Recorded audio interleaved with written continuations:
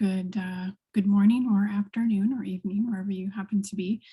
I'm the secretary of the ASCCT, that's the American Society for Cellular and Computational Toxicology. Welcome to today's webinar presented by ASCCT and also by the European Society for Toxicology in Vitro. Both of our organizations collaborate on this webinar program, and we also host regular meetings and pursue other activities to promote computational and in vitro toxicology. We offer training and education and aim to support early career scientists as well. So just a bit of housekeeping to begin. This webinar is recorded and the recording will be posted on the ASCCT website a few days from now. Also, the lines are muted. If you want to ask a question, you go down to the bottom of your screen and use the Q&A feature, question and answer feature. You can also hit the thumbs up if you see a question that you like. So just type your question in the question box, and after each presenter is finished, we'll ask questions for them. So feel free to enter questions while the presenter is talking. You can also reach me during the webinar if you need to using the chat box. So I just wanted, by way of introduction, to give you a couple of reminders about some upcoming activities. First of all, the ASCCT annual meeting is going to be about a month from now in October 12th through the 14th. There is an abstract deadline today for poster abstracts. So if you want to participate, you have a little bit more time to get your abstract in, but there's going to be lots of activities. The meeting is completely virtual, but we have a nice poster gallery and a face-to-face virtual poster session for presenters. We also will have a mentoring panel, a mini continuing education course, and some awards for presenters. So head over to the website and check that out. Also, the ESTIV meeting has been postponed because of the pandemic. It's going to be taking place in Barcelona next year.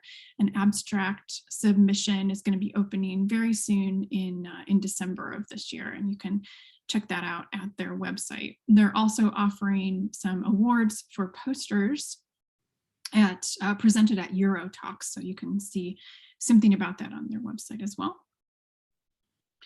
And next month, our webinar has been scheduled for the 21st of October. It's going to feature Costanza Rovida from Cat Europe and Constance University and Jean Knight from White Rabbit Beauty, talking about their new publication related to the EU REACH regulation and the cosmetics regulation, and the interplay between those two and testing on cosmetics ingredients. So please feel free to go over to our website and register for that webinar. And today, I'm very pleased to present two speakers that are going to be talking about organs on chips. We're going to have two aspects of this field for you. We have some new science models for bioavailability, biotransformation, and subchronic toxicity studies presented by Meike vander from Wageningen Food Safety Research and then we're going to be having a discussion about standards of organs on chips by Monica Piergiovanni from the European Commission Joint Research Center. So I'll introduce both speakers and we'll let them get started. Meike vander is a biomedical scientist. She graduated from Radboud University at Nijmegen, where she also obtained a PhD in tissue engineering. After obtaining her PhD, she started working at Wageningen Food Safety Research as a scientist in the Department of Toxicology. Her main interests lie in hazard assessment of food and feed products and related substances, using and developing new approach methodologies. She's a project leader of several national and international projects on organs on chip systems and human organoid models, and she's supervised several PhD students on these topics. Characterizing and benchmarking the functionality of these novel models against conventional models is a key activity in all projects, aiming to improve insights in their applicability for human risk and hazard assessment. And I'll just briefly introduce the second speaker. While I'm here, Meike Piergiovanni obtained a PhD in bioengineering, working at the Laboratory of Structural Mechanics at Politecnico di Milano, sorry about that, under the supervision of Professor Gabriele Zubini.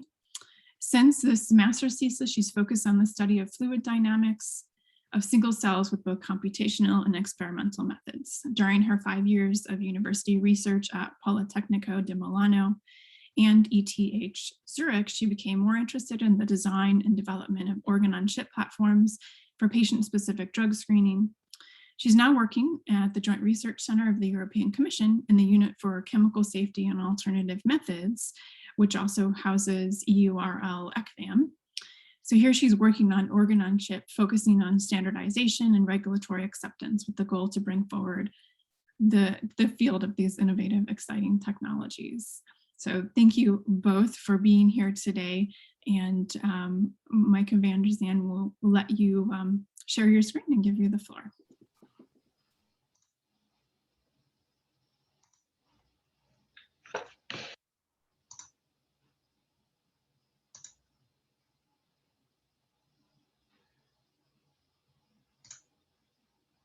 Okay, can you see my screen?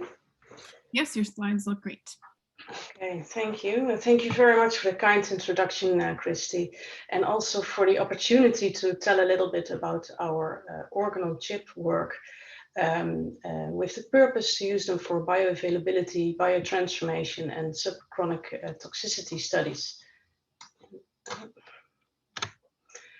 Here on the left side of this slide, I used a picture from a recent publication on the next generation of risk assessment, which was focused on biokinetics, which is something I'm not going to talk about in this presentation, but for biokinetics, you need data.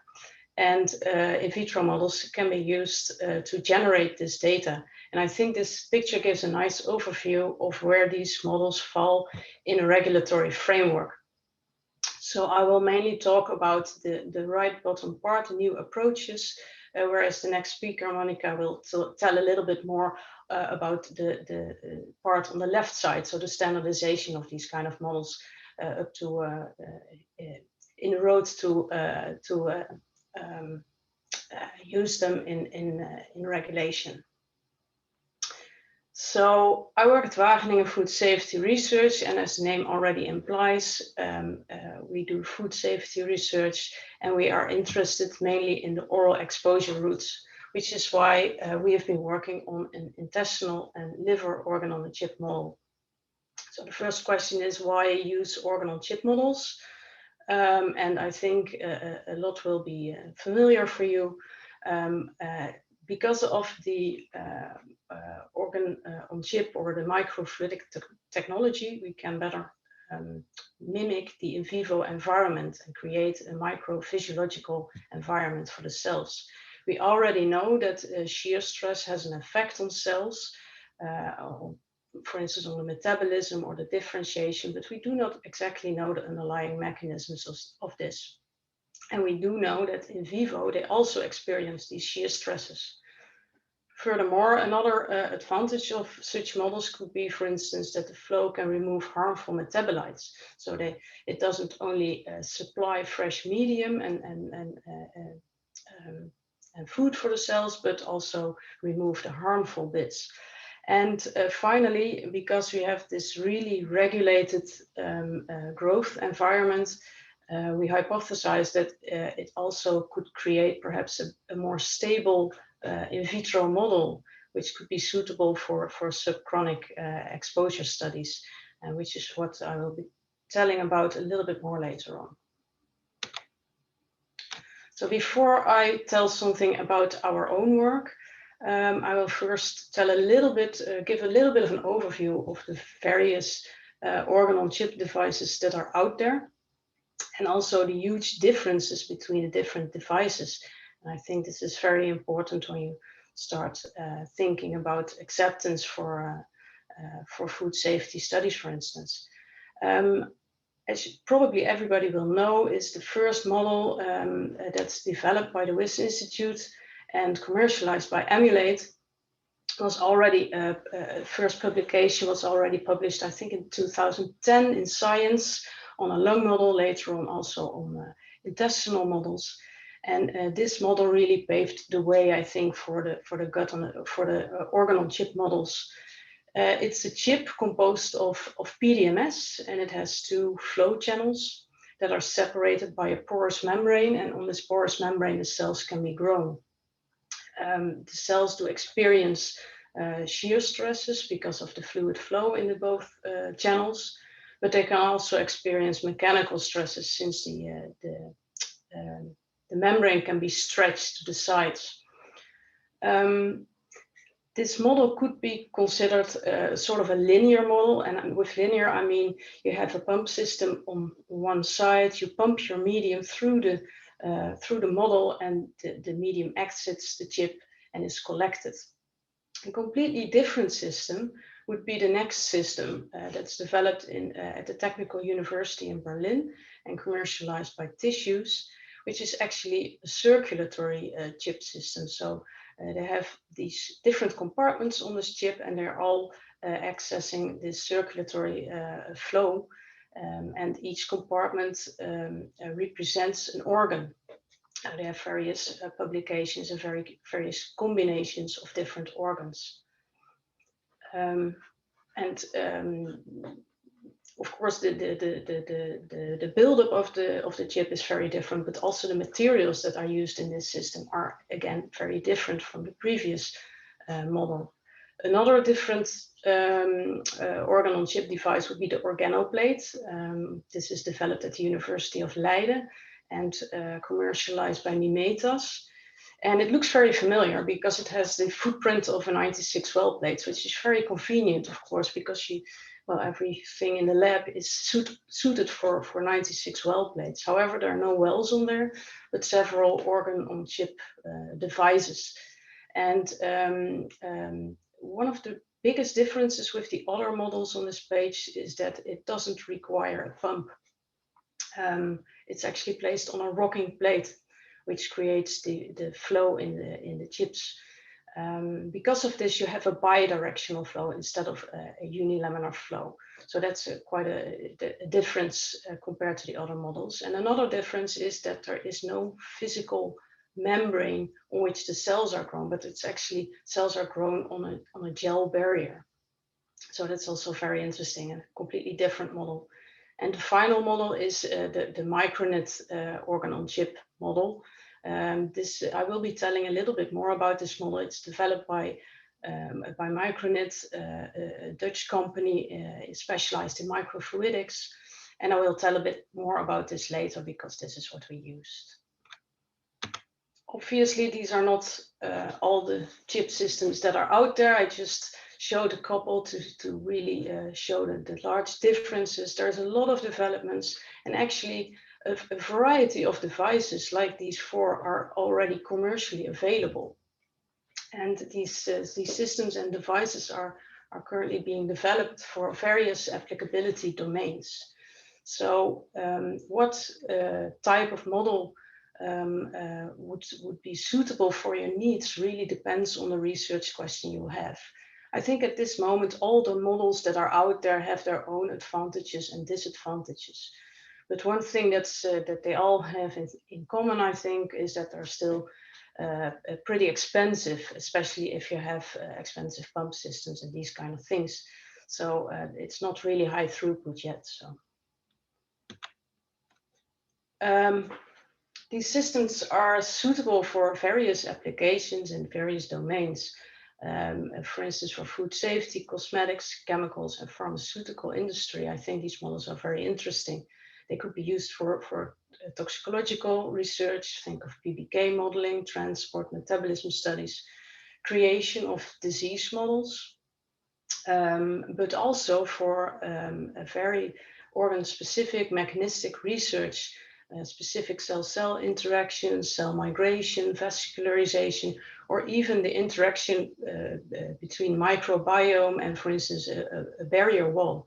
So the applications are pretty much endless. To To go to our work at Wageningen Food Safety Research, we worked on a gut on a chip. This is where we started. We started very simple with a cell line, a CACO2 cell line, and increased the complexity of the system in time. And at the moment, we're actually culturing stem cells on there, but I don't have any data, so I will not show anything about this. We also worked on a liver on chip system, which we'll tell a little bit about based on HepaRG cells. So this is the setup of our system. The chip is actually composed of 3 glass slides. And that's the first thing I wanted to highlight.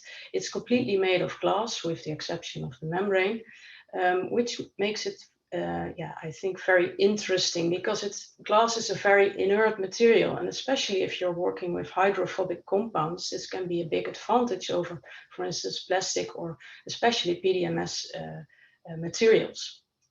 We actually used this chip for a study with dioxin congeners, and which is very hydrophobic, and this worked fine. We could really measure afterwards the dioxins. So that's, I think, a big advantage of this type of chip. It's composed of 3 glass layers, and the top and the bottom layers have these gaskets here in blue. And when they're compressed together in the chip holder, this chip holder with 4 chips, they form an apical and a basolateral chamber, and in the middle layer there is a porous membrane, which is of the same material as in the transcell system, in which cells can be grown, and you have a flow on the apical and basolateral side. So here you can see the entire chip system. So here in the middle is the chip holder containing the 4 chips. Each chip has 2 channels, an apical and a basolateral channel. So our pump system has 8 flow channels, and each flow channel is connected to a medium reservoir and has its own sensor to very precisely, because it's all computer regulated, very precisely controls the flow speed and the pressure in the system.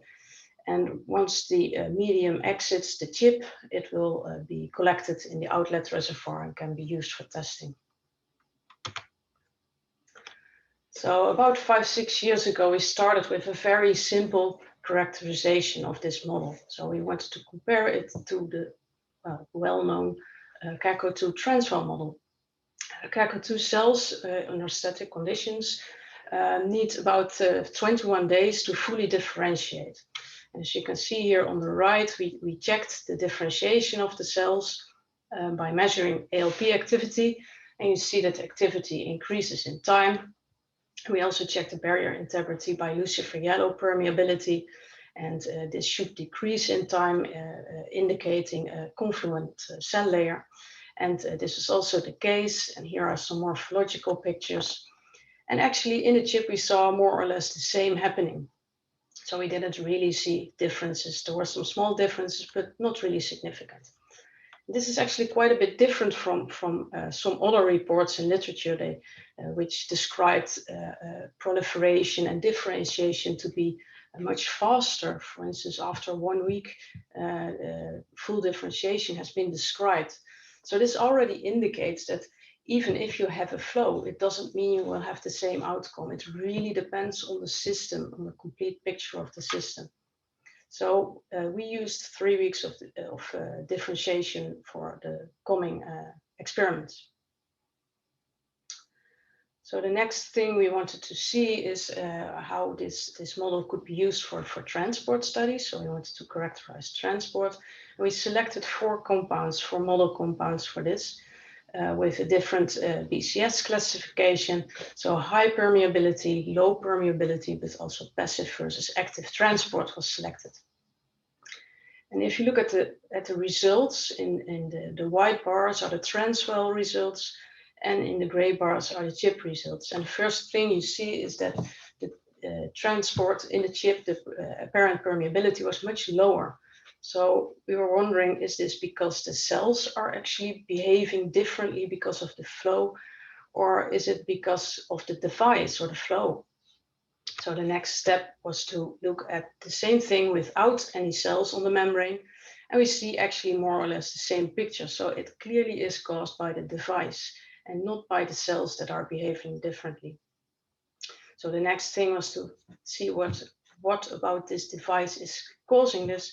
So we speculated that it would be the flow, and indeed when we cultured the cells with, or when we exposed the cells and did the transport experiment with and without cells flow, we saw that indeed the permeability increased when we stopped the flow. So clearly the flow has a huge effect on transport, perhaps on diffusion of the molecules. So something that we did not expect.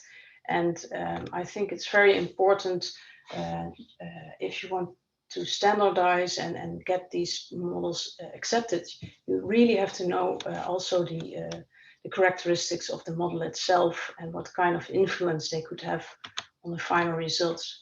So to conclude from this is that we saw that the transport of the various compounds was in line with the biopharmaceuticals classification system. So the compounds that should have high transport had high transport and low had low transport.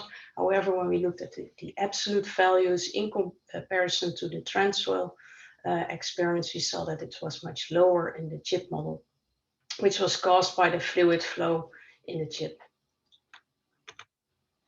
The next step was to characterize it on gene expression if you want to use it for instance, for effect studies. So we did a whole genome gene expression study, and we compared the cells grown in the transwell versus chip without any exposure, just the cells grown for 3 weeks. And we looked at the gene expression, and we actually saw quite a big difference in gene expression of the cells.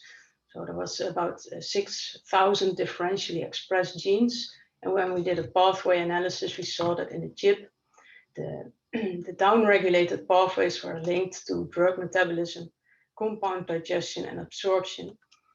And the upregulated pathways were connected to immune system, signal transduction, and cell growth and death. And these were actually not very cell-specific pathways that were affected by the flow, because we did a literature search and we saw that for other cell types grown under flow versus static, they saw the same pathways being induced or reduced. So this is not a cell-specific process, but clearly the shear stress has quite an effect on the cell behavior. The next question was to see whether the flow could make the system more alike in vivo data. So we compared the data from the transwell here in blue and the chip in red versus small intestinal segments and large intestinal segments. But unfortunately, well, we can't really say that one or the other is more alike in vivo data. Of course, we are talking about CACRO2 cells here, so you could always question whether it will be very in vivo-like, but there was no difference between the two systems. So to conclude from this, we saw significant effects on gene expression of the shear stress, and actually we did an exposure study as well to nanomaterials, and we saw that the effects that we saw in the chip system were far more much stronger in the chip system than in the transwell system. So clearly this system is more sensitive to exposure, at least to nanomaterials, which is perhaps very interesting as a model for hazard identification, for instance. And yeah, comparison with the in vivo data did not favor the dynamic or the static model. As I already told in the introduction, we were wondering whether the very stable microphysiological environment would be a good point to create a model for repeated dose studies or subchronic toxicity studies. So we used a slightly different model for this, a tree culture model. On the apical side, we had epithelial and goblet cells, so mucus-producing cells. And on the basolateral side, we had endothelial cells, and the endothelial cells are described to improve homeostasis of the system. And we looked at the proliferation of this entire system up to 6 weeks of culture. And we saw actually that the proliferation was very stable. Even after the full differentiation of the system, there was still a little bit of proliferation of turnover of cells. So this was this looked very promising. So the next step was to actually use the system for a repeated dose study. And for this, we selected a mycotoxin, DOM. And of course, we wanted to compare the data again to the transwell system. However, after a few repeated exposures in the transwell system, we saw that the viability of the cells under static conditions was reduced. So actually we could not repeat or reproduce this study under static conditions, which already shows, I think, a very an advantage of the flow system versus static system, because we simply could not do it. So this was the study setup. For the first 3 weeks, the cells were grown under flow and fully differentiated. And after 3 weeks, we exposed them to DOM daily for 2 hours per day. And here you can see in the volcano plots that even already at the lowest dose that we used, compared to the unexposed control, there was already some differential gene expression, which was dose dependently. And also here in the heat map, you can see a nice dose dependent profile. Unfortunately, I can't tell anything about the pathways that are underlying this, because we're still working on the data analysis. So to conclude from this is that we showed that we could culture the cells for prolonged periods of times, and they showed good viability and a nice homeostasis during this prolonged period. And even more interesting is that we could repeatedly expose them to mycotoxin for 3 weeks. And I think this makes this a very promising model for repeated dose studies. So we wanted to see if we could also do this for a liver system, to also use it as a more subchronic repeated dose exposure study. And for this, we used HepaRG cells, which are commonly used for metabolism studies, because they have good enzyme activity. And in the first 4 weeks under static conditions, that's the proliferation and the differentiation stage of the cells. After 4 weeks, they are fully differentiated and they are functional up to 8 weeks, as described in the literature. So this is the normal functional phase, and we extended this a little bit with 2 weeks. And we compared the cells seated in normal well plates and cells seated in the organelle chip device. Weekly, we checked the morphology with immunohistochemistry, and we didn't see any differences between both systems. All cells that we expected were there in the same ratios, so I won't show these results. We also checked the baseline CYP enzyme activity, and we did this weekly. And after 4 weeks, so here at the start of the functional phase, we looked at the inducibility of the CYP enzyme activity. So we used different inducers. And at week 4, at the start of the functional phase, and at week 8, at the end of the functional phase, we also had a look at gene expression. And to start with the gene expression, so this was gene expression of various genes. So we had genes coding for several CYP enzymes and genes coding for various transporters. And we compared the gene expression of week 4 with the gene expression of week 8, and basically do not want to have any differences there. And here you see the relative gene expression, and the dotted lines indicate a twofold up or down regulation. And under flow conditions, well, actually there was the gene expression was very stable. If you look at this, the gene expression under static conditions, it's less stable than in the flow system. So this looks very nice for the flow system. What we also did is to compare the profile, the gene expression profile with primary hepatocytes as the most in vivo-like system that we have. And actually we saw that cells cultured under flow had a very similar expression profile of these genes compared to primary hepatocytes. And again, when the cells are cultured under static conditions, there is more variability in the expression profiles. So the flow conditions improve the stability of the gene expression, and also the profile is more similar to the primary hepatocytes under flow conditions. After 4 weeks, so at the start of the functional phase, we looked at the inducibility of 2 CYP enzymes, CYP1 and CYP3A4, and we compared it versus the primary hepatocytes. So here you see the primary hepatocytes. This is the base level, and this is after induction with TCDD. We see a nice induction, and actually in the cells under flow, we see basically the same image. And under static conditions, you see that the base level is a little bit lower and the induction a little bit higher, but also more or less similar. And for CYP3A4, we used the inducer rifampicin. And again, you see an induction in CYP enzyme activity, which is also seen under flow conditions. However, if you look at the base level enzyme activity, it's actually much lower in the flow system. If you look at the static conditions, the base level is much higher, actually even higher than in the primary hepatocytes, but the induction is a little bit lower. So there are some small differences.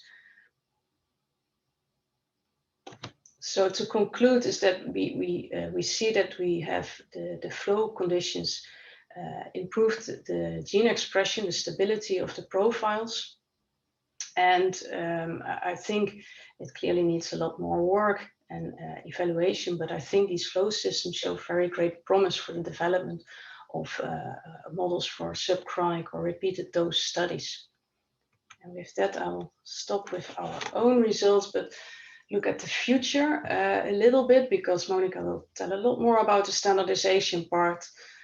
But I think with the data I've shown, it's clear that standardization is very complex for these models. They're very different, and there's so many things that you need to take into account when standardizing and validating these models. First of all, you have the device that should be validated. So you have to think about the materials that are used. How precise can the flow be controlled? Does the flow have an influence on other things like the compounds instead of the cells? And of course, the standard things like reproducibility, accuracy, robustness, etc. And also it needs to be validated on a biological level to look at the functionality of the cells and the productivity, in vitro and in vivo extrapolation, and of course also the biological variability, especially when you work with cell lines. These are all things to take into account. On the development side, there is still a lot going on, and I'm sure I don't have it all here in this small list. But a lot of effort is currently put in integrating improved biology, so mainly stem cell technology in these kind of systems. On the technological part, I think there's a lot of work on the integrated readout systems, so integrated sensors or direct coupling to analytical instruments, these kind of things. But you should also think about whether to use or when to use linear or circular systems or multi-organ chips. And if you use multi-organ chips, what about scaling in the chips of the different organs? Or should you use it in combination with in silico models? These kind of things. I think that's where we can work on for a long time to come. And with that, I would like to stop. And of course, I want to thank a lot of people, all the people from Wageningen Food Safety Research and from the Wageningen University for their excellent input in this work. With a special thanks to Cornfimol Coton, Jochem Looijsen, Loes Duivenvoort, Deborah Rijkers, Nicole Pinkaerts, and our colleagues from the Wageningen University, Yvonne Rietjes, Hans Bouwmeester and Guido Hooiveld, for their excellent work and expertise in the different kinds of projects that are presented here.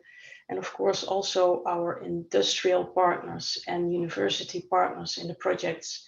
And last but not least, our funding. And you for listening, and I'd be happy to answer any questions. Great, thank you, Meike. That was really, it's clear your lab is very busy and your team and all of those labs are doing quite a lot of work to characterize and understand these models and to develop them. So thanks for sharing that with us. We have a couple of questions already. If you have a question, please put it in the Q&A and we'll ask it. So the first question is the lab equipment for your organ-on-chip system, for example, the reservoirs, the chip holders, the sensors, custom made, or are these commercially available? What I've shown, our materials are all commercially available. We are not a technological institute, so we can't make anything ourselves. So it's all commercially available. Great. And this question came up during the liver chip presentation, and it's asking what flow rate did you use and why, and did you try different flow rates? Yes, that's a very good question. Because the liver cells are extremely sensitive to flow and to shear stress. So you really do not want a high flow rate. So we used very low flow rates. I can't remember exactly, but it has been published. So you could have a look at the publication if you want to know the details. But yeah, we used a very low flow rate to have minimal stress, but perhaps it was still even a little bit too high because we see the CYP enzyme activity already a little bit lower than the static system. We did not try different flow rates, but that would be interesting to check in the future. Yeah. Did you also try to induce CYP enzymes in KECO2 cells? And which inducers did you use? And they're mentioning vitamin D. Yes, that's also very interesting because CYP enzymes, of course, are basically not active in KECO2 cells. So that's also the reason why we did not check it, because we have checked this in the static system. And there are indeed some reports that it could be induced in the flow system. But since we saw so little differences in, for instance, differentiation and morphology, we decided not to go for this type of evaluation because, well, I'm not sure if it would be a positive outcome. And actually, we're hoping for our stem cells. We have currently we're working with induced pluripotent stem cells. And we are actually already culturing them inside the chips now, and hopefully there we can have a look at these kind of things. Yeah. Okay. Let's see. So there's two CYP questions, one in the chat and one in the Q&A. So I'm going to try to combine them. Do you have a readout on the various CYPs that are expressed in the liver model, and asking specifically about CYP2E1? That's the question, I think. CYP2E1, I think we had it in the gene expression. I can quickly look, but we didn't look at the activity level. Only the CYP1 and the CYP3A4 on the activity level. But I think it was on the gene expression. So I'm not sure if that really answers the question, but yeah. Okay. There's a question about comparing to the 90-day in vivo model. It says in vitro and in vivo, but I don't think you can. I'm not sure if folks have done 90 days in vitro. So I think the premise of the question is, have you compared results from these models, particularly the repeat dose, I think, with a 90-day study with the same chemicals? Well, as I was, because that would be the repeated dose study, I think. And well, since it's a 3-week exposure, I think it would be most interesting to compare it to a 28-day study, for instance. I'm not sure whether there is in vivo data. I don't know this by heart, but this is certainly something we'll check in the literature when we're analyzing our data to see if we can find a comparison. But I'm not sure if this data is available, to be honest. So, yeah. I had actually sort of a similar question when you were talking about the gut on a chip, where you compared the 2 different cell models and the in vivo. Were those in vivo human or another animal data? It was human data. Okay, yeah. So only it was not our own data, it was publicly available data. So there were also, from a technical point of view, some differences in the platform that was used. So we couldn't get a very precise comparison because we used a slightly different platform. But yeah, the broad PCA analysis showed that it was really difficult to match this data. Yeah, I think people have this idea that you can kind of compare across experiments and different kinds of data, but even, for example, dermal absorption, rat in vitro and rat in vivo isn't always the same, so it's pretty difficult to get a satisfying comparison between different experimental modalities, I think. Yeah, absolutely. We were a little bit surprised by it because, well, you think whole genome expression, both transcriptomics analysis.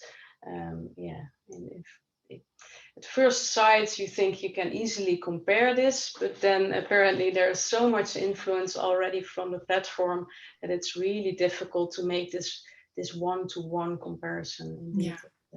It was quite difficult. So let's see, we have 2 more quick questions. For an intestinal organ on chip model, would gut microflora be included in the future? That's interesting. Yes, actually, or yes, I say yes, but probably not.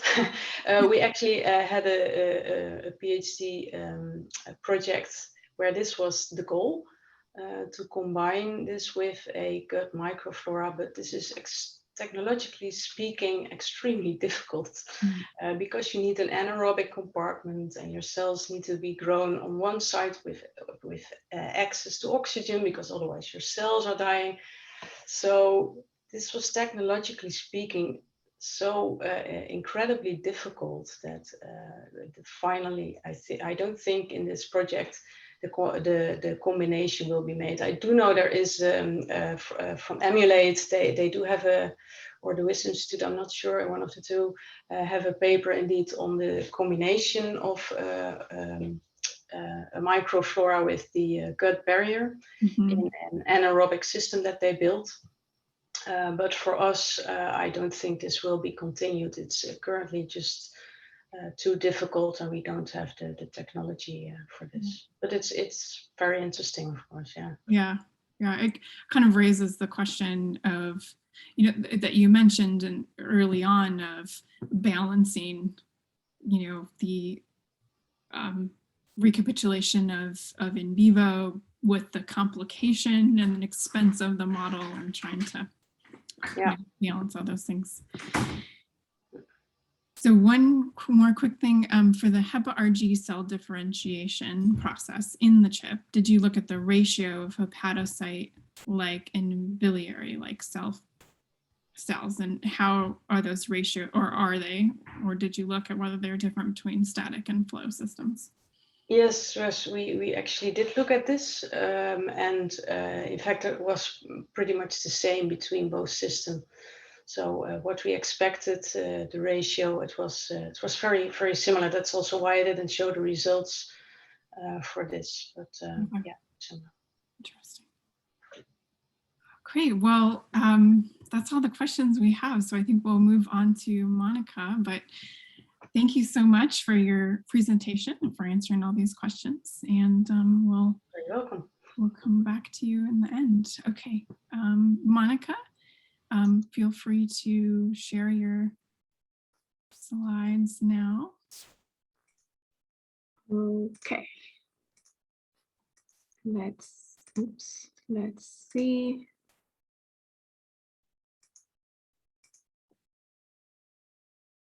Okay, now you should. Yes, we see them full screen. See them. Okay, thanks. So thank you for the invitation and for giving me the opportunity to talk about standards for organ-on-chip technologies. So first of all, a few words on the Joint Research Center of the European Commission. So our job is to support EU policies with independent scientific evidence. And our scientists work in various areas, including energy, transport, security, and many others. In particular, I am working in the unit of chemical safety and alternative methods that incorporates ECVAM, which you probably know. And we are mandated by a European directive to work in the validation, research, and promotion of non-animal methods in science. And by the way, we are celebrating 30 years this year in 2021. So I can imagine that many of you are familiar with the validation concept as it is defined by the OECD guidance document 34. So validation is the process by which the reliability and relevance of an approach or a method is established for a defined purpose. And at ECVAM, we implement validation through our modular approach in order to keep the validation process flexible, so it can be adapted to the specific application, but still maintaining the universally valid principles of validation.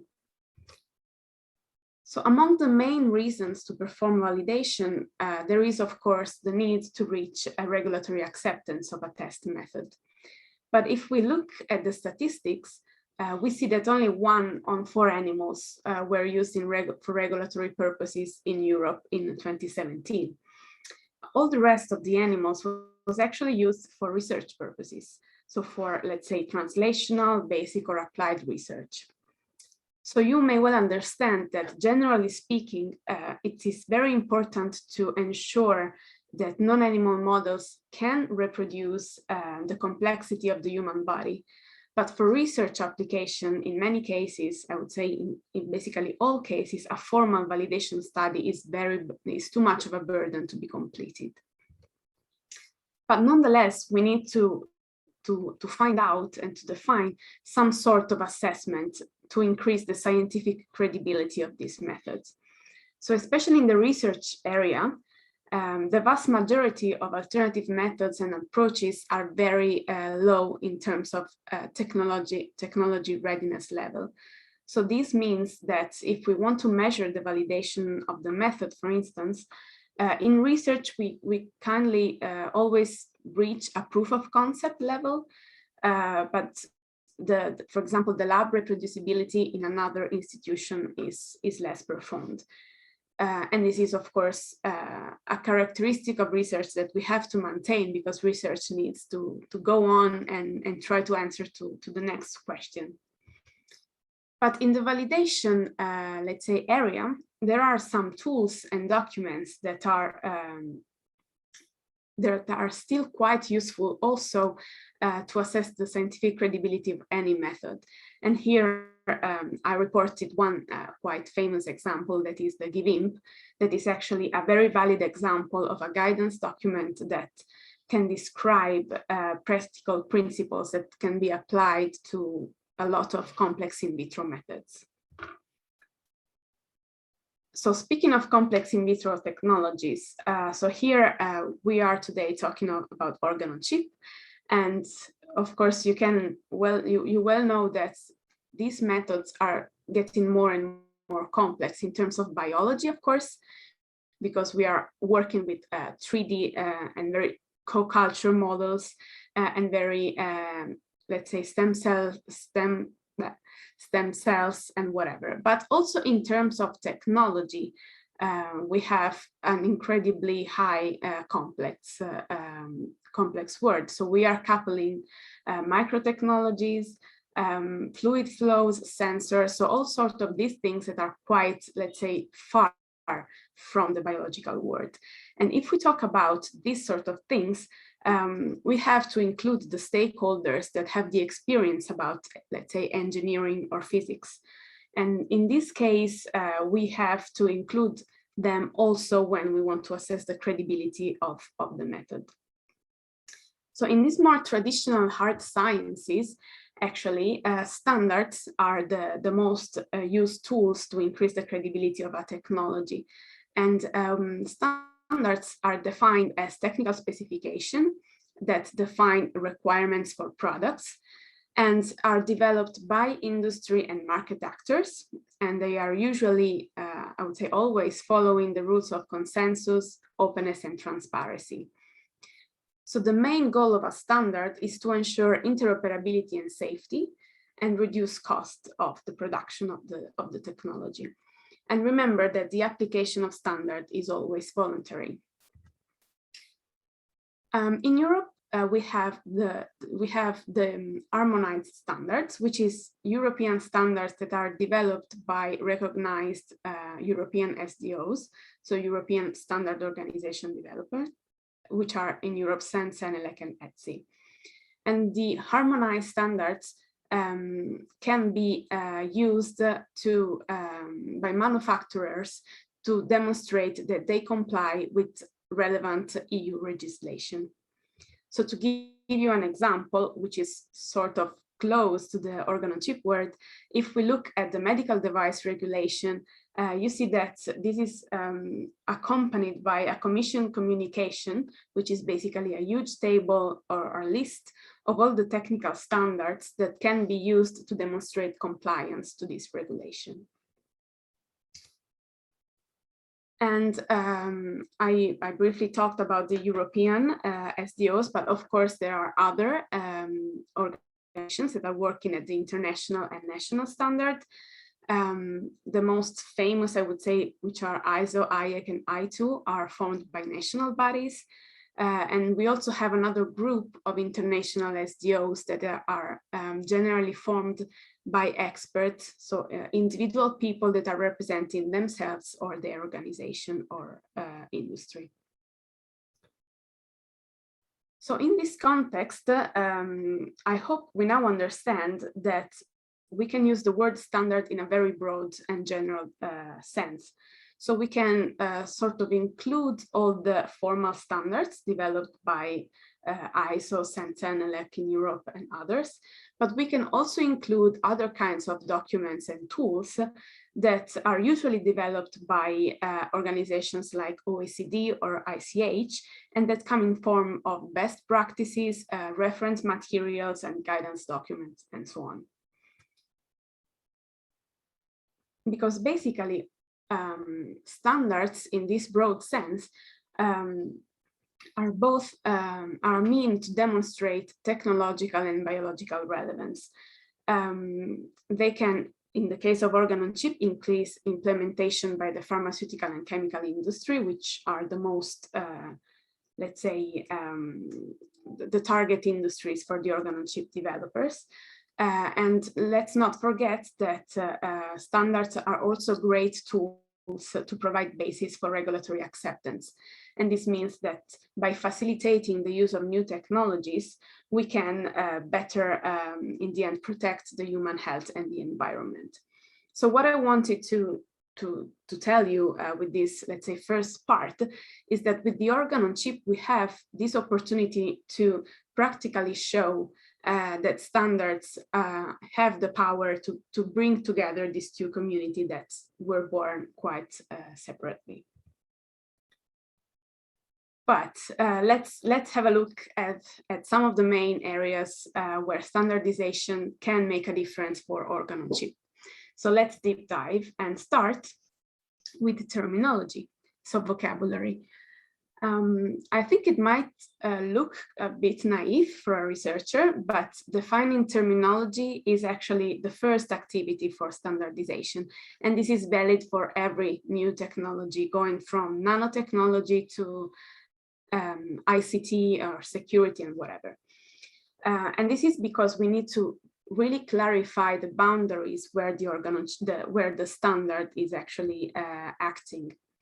So for organ on chip in particular, we are quite advanced in terms of terminology. Many consortia and many groups and even regulatory agencies already started to come up with clear definition of organ on chip. I have to say that there is no real clear and common consensus yet, but we are close. We still need to work a bit on terms like body on chip, tissue on chip, human on chip that are still a bit to be worked on. And a second, I would say, very related standardization activity is the classification. So with classification of organ on chip device, we want to group together devices that have technically similar features. So grouping these devices is necessary because we want to identify parameters that characterize each group and that can be used to set requirements to assess device functionality. Remember that one of the most commonly used standard type is the requirements standard, where we set out which are the specific features and range of parameters that we have to measure to assess the functionality of a technology. So for organ on chip, we still have some, let's say, consensus to reach. But there are many alternatives that are proposed in the literature. So here I reported on the left side of the slide, I reported a paper that proposes to classify based on the number of organs that are connected. And this is a possibility. I would add that we can use as a criteria the application of the organ on chip device and its technological features, like if we are representing, for instance, a barrier model, or if we are using a co-culture model, wherever. And a second, let's say, scheme for classification that you see on the right side of the slide was already applied by Microfluidics for microfluidic devices. And this approach is based on a classification that accounts for the pressure and temperature operating condition of the device. And if we want to, let's say, continue in this road for the organ on chip, as we were saying before, also the flow rate can be a very interesting parameter to use, or one of the relative ones, as well as the devices that are used to move the fluid, like so the pumps, basically. So we do all agree, however, that the main component of the organ on chip is the biological model. So here is where I would like to spend a bit of time, because I guess that what I am going to say is actually quite valid also for the majority of complex in vitro models. So the definition and characterization of the model is of course crucial, and it includes the choice of the cell source, the protocols to manipulate the cells, and to differentiate them in case we are using pluripotent stem cells. Another great concern for organ on chip is the media formulation. Since more and more organ on chip are trying to combine different organs, it is very crucial to understand and to get the correct media formulation to have reliable results. And finally, a similar consideration can be made for the biomaterials. So for the matrices or the scaffolds that we put inside the organ on chip, as well as the coating. Because all these sometimes have not a clear chemical composition. Sometimes they are animal derived, so their repeatability is not ensured. But for sure, most importantly, there is a need to agree on a minimum characterization data set that can reproduce specific organ function. And this is crucial to assess the accuracy of the biological performance.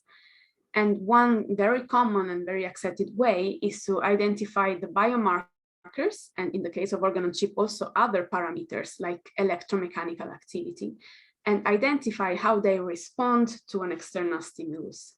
So for instance, a drug, which is very common in the organ on chip world, but also other reference compounds that can come from the chemical world.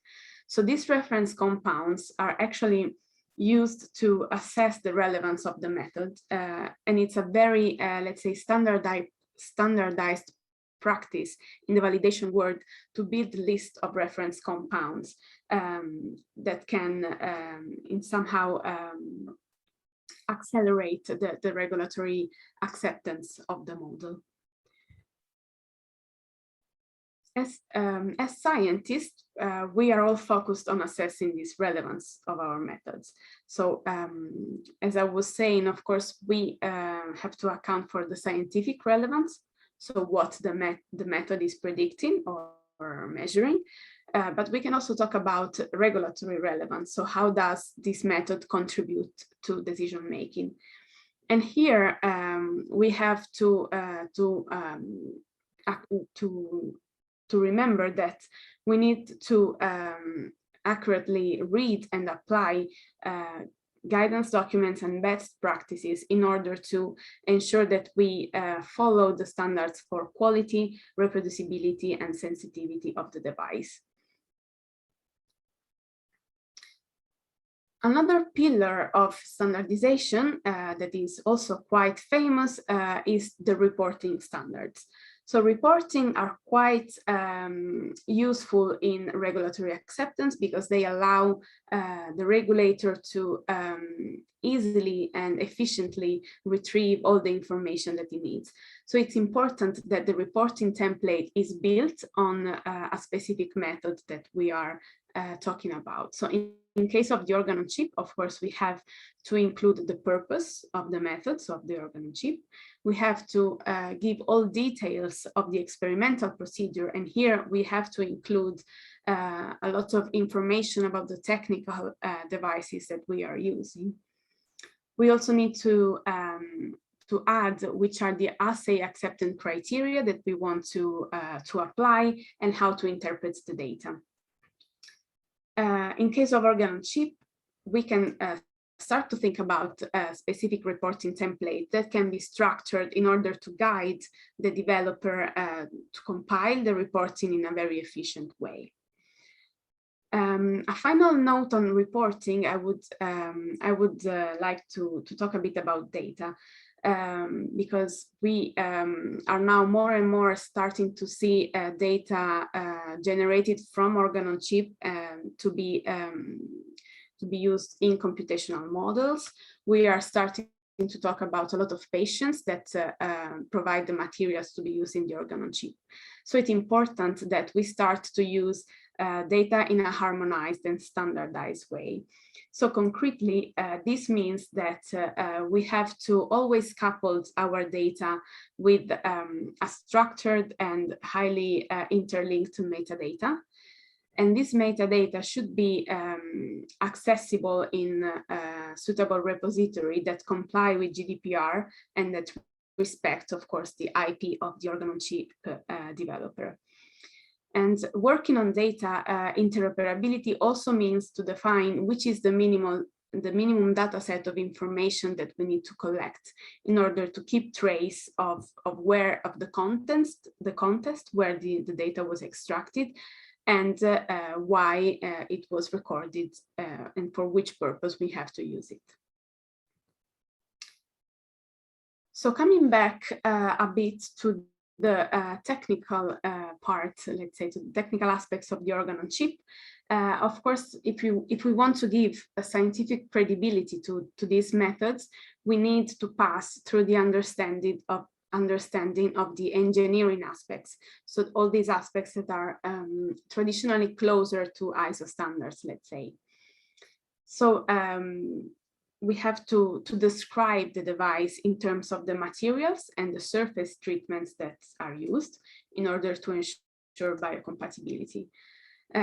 As also we were saying previously, there is a need to clearly measure, identify, or at least control the molecular absorption on materials. And in here, I'm talking not only about the PDMS, but I'm also talking about the matrices and the coatings that we use in the organ on chip that sometimes can entrap more molecules than the PDMS itself.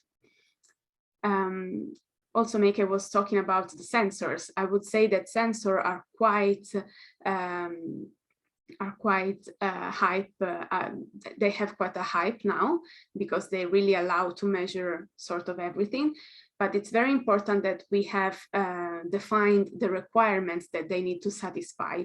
And this is, again, another requirement standards, because we need to ensure that they have the adequate sensitivity and accuracy, that they do not saturate during use, and that they can give us repeatable results.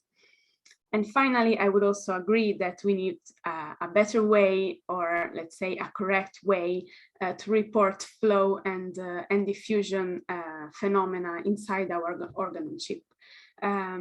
Sometimes I still see in some papers that the flow rate is reported as a pressure drop. And this is, of course, not acceptable in a standardized way, because it does create confusion and does not allow for repeatability of the results. Another final reflection that I want to do about the possible role of standards for organ on chip, I would talk a bit about usability. So it is important that organ on chip developers also facilitate the operation of the device by non-experts in order to, of course, reduce errors. And usability is, by the way, very important in the medical device world, because they are a huge part of the risk assessment of the devices. So in case of the organ on chip usability, of course, the fluidic connection and the control devices are a very good candidates to be standardized. And to some extent, they already are, I have to say. And the same thing goes for the compatibility with laboratory equipment to guarantee optical and physical access to the biological samples. And also in these regards, I have to say that some standardization is quite applied, especially for some kinds of organ on chip, let's say, also that were shown previously in the first slides of Meike. So it is clear, I hope, that we need experts from a lot of different fields in order to tackle standardization in organ on chip. And to really advance in this direction, or at least to start advancing in this direction, we decided to bring together SDOs, so standardizers, organ on chip developers and end users, as well as regulators, in a workshop that we organized last spring, together with the European standardization organizations, SEN and SENELEC. So the Putting Standard into Science workshop of 2021 was focused on organ on chip technologies. I covered many aspects already in the last 15 minutes that I talked, but if you are interested, you can follow the link and find the recordings and the presentation. One final slide where I wanted to report what I think was the most important part of the workshop, which was the final panel, where we brought together experts from pharmaceutical industry, university, standardizers, and regulators. And a couple of reflections were that first, some of the panelists believe that the end users are primarily attracted by off-the-shelf devices that should be thoroughly characterized. And this reinforces our idea of classifying organ-on-chip devices and defining requirements for each category in order to facilitate the understanding of what we are actually using. And on a more practical note, the panel also proposed the creation of a Sensenelec focus group in order to steer the standardization activity at a formal level directly into the European SDOs. And we are hoping that we can have something moving by the end of the year or early next year. So if you want to go deeper into the world of standards for organ on chip, please check out the paper that we recently published on Lab on a Chip. And in here, you can also find a list of existing standards that can be related to organ on chip or to organ on chip development. These are about 95 standards that can be food for thought for you to start thinking about in a standardized mode, let's say. And we also gave our perspective on the much needed standards in material characterization and shear stress measurement. So there is really so much to do. We can only do it if we are together. So please keep in touch. Here you have my contacts, and thanks for listening.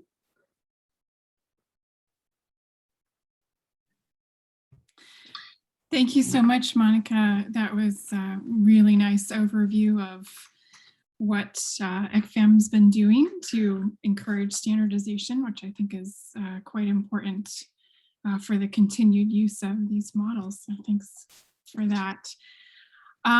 Please don't hesitate to put any questions you might have for Monica in the Q&A. I have a question for you, first of all.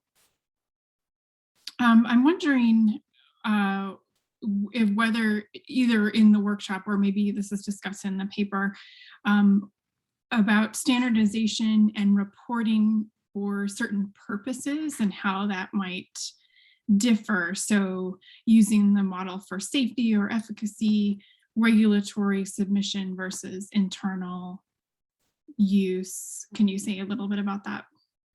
Yes. So I would start by saying that the reporting standards will be mainly used for regulatory decision making. So in case of internal decision of pharmaceutical, let's say industries, they have their own criteria to assess credibility, and they have their own work pipelines for working. But for organ on chip, I think that it's important that we define a template that can easily transfer the information from the developer to the regulators, because sometimes the regulators are quite used to complex in vitro methods from the biological side, let's say, but there is a bit of an hesitancy, or let's say of a need for a more clarification about the technical aspects. So for instance, one idea could be to divide the organ on chip into its compartments. So for example, biological, technical, purpose, and I don't know, reference compounds and whatever, in order to have also a list of things that should be answered and has to be answered in the correct way. So please do not use Pascal for fluid flow. Please. Okay, and that actually brings me to another question that I thought about in terms of training. So are you aware of any efforts either at the GRC or externally to implement, training for new investigators on, and this is what made me think of it was when you were talking about how to report flow, and so kind of those ideas about how do we tell people who are doing this work those messages. Regarding training, I am aware of a very I would say quite big network of it's an ITN network, so of doctoral students in Europe that are working only on organ on chip devices, and they have a lot of connection with the regulators. Regarding training, let's say the higher levels, so for regulators, I think what we need to do is to start providing them with data. whatever data we have. I know that it's quite difficult for a developer to have enough data and enough reliable data to be presented, let's say, to FDA. But maybe a consortium of like a bigger European project or a big project in the US, maybe they can bring together or put together enough data on a specific context of use, of course, because that's fundamental, to be presented to the FDA, just let's say, or to EMA, or to, I mean, whatever the context of use goes, to have, let's say, start an informal, at least, communication with them, because sometimes it's quite difficult to understand what they want to say, what they want to see, unless you start saying something. Yeah. Yeah, you don't know what you want until you see it. Yeah. Great. Thank you. So a couple of questions have come in. One of them is, as researchers begin to develop new organ-on-chip devices, do you have recommended starting points for implementing standards in the development process? So in other words, is there a specific business or technology milestone at which point it would be most beneficial to begin quality standardization activities? So regarding research and development, my personal opinion is that we should leave it without standards. I mean, even if standards are quite flexible, because in the end they do not provide strict requirements, let's say for geometry or dimensions, they would just require characterization of functionality. So for instance, ranges of operating conditions or acceptability criteria or something like that. I would say that that the standardization, let's say, work should come a bit after the research work. So as I was saying, in research, we basically go for the proof of concept in our lab. Then we try to move it to another lab and see what the results are. And I would say that that is the point where we have to start working on standards. Of course, if you keep in mind that you want to use it on a high throughput screening, maybe it's better if you start thinking about a geometry that is relevant, is compatible with the 384 well plate, for instance. That's obvious. But if we want to go for the requirement standards of the reporting standards, I think that this comes a little bit later.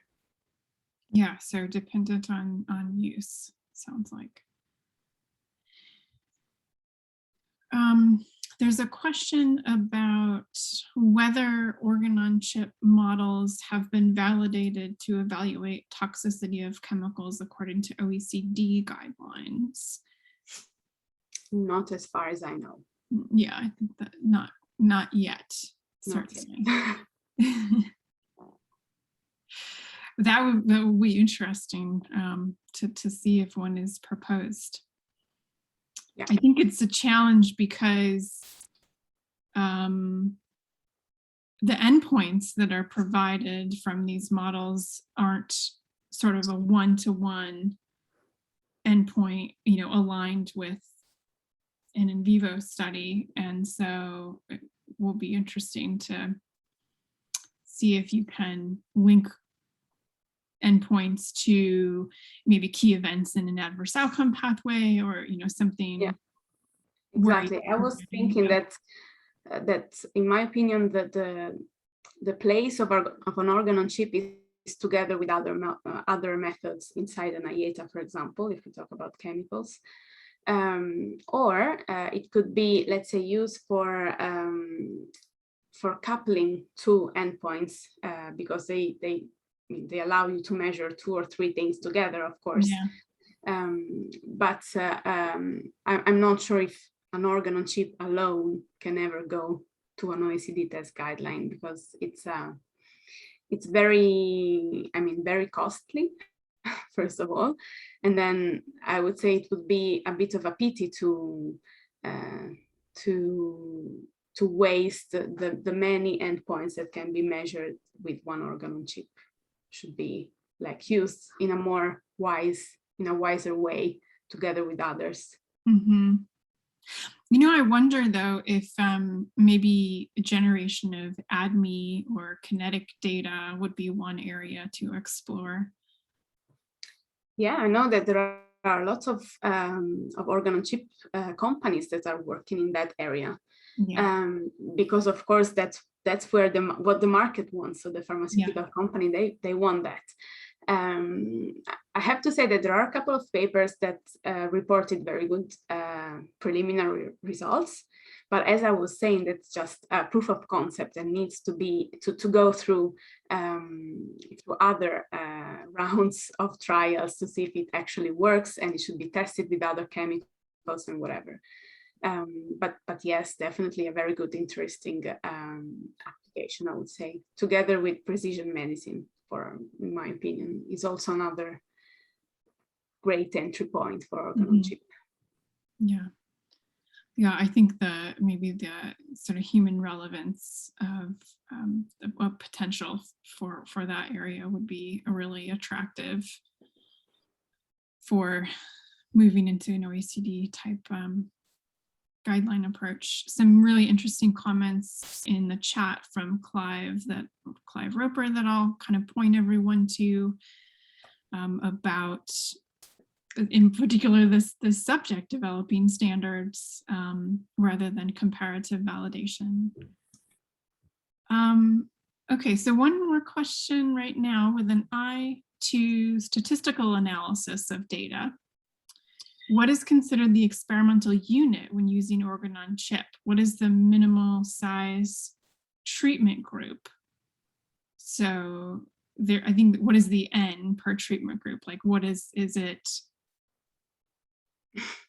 My first guess. Is it one chip, or what is it? A number of cells, or? My first guess, very let's say I try to be as politically correct as possible, would be that it depends on your context of use, of course. Yeah. But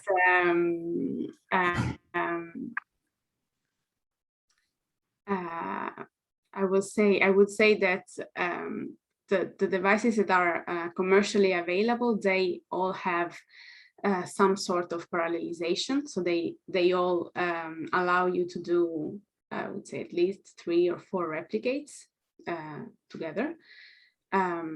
If this is enough, I'm not sure. I mean, I would say no, but that of course depends on which is the biological model that you are putting in, I would say. Yeah, I think you're right. I think it depends on the model, depends on the use. I mean, a pump is just a pump. So if you connect with the correct pump, you connect 100 devices, it will pump the same thing. The point is, is it worth it first to have 100 devices? And second, am I able to check the correctness of everyone and to process the data, and are they meaningful in the end? So it really depends. I don't think there is a real technical limitation, because some organ on chip are really quite high throughput. It's just a matter of your application. Yeah, really good comments. Well, that's all the questions that I see. Really, really nice discussions, very nice presentations, both from you, Monica, and from Meike. I really appreciate your time here on a Friday afternoon, and I appreciate all of you listening. Thanks for joining us. Thanks to the folks at STIV for helping to put together this webinar and identify the speakers. And I wish you all a good weekend.